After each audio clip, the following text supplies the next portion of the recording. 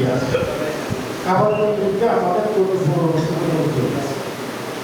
মনে খুবই যেখানে আমরা নিজের দোকান থেকে গিয়ে কত ব্যয় বা টিকা না নিলে যে অসুস্থতার সম্মুখীন হবো, যে ওষুধপত্র আমাদের কিনতে হবে, তারপর যে আমরা সমস্যার জন্য পড়বো, এইগুলো যদি আমরা চিন্তা করি তাহলে তো আমাদের টিকা নিতে এগিয়ে আসাটাই উচিত। যেমন এখানে পরিসংখ্যান আপনারা জানেন যে 21 সালের একটা পরিসংখ্যান 4,78,000 প্রাইভেট জন আক্রান্ত হয়েছে, তার ভিতরে 8,000 জন মারা গেছে এবং যার 68% এই যে অনাকাঙ্ক্ষিত মৃত্যু, এই মৃত্যুটা কেন হল? আমাদের অসচেতনতা এবং অবহেলা। যেখানে গভর্নমেন্ট এগিয়ে আসছে সেখানে আমরা কেন এগিয়ে আসবো?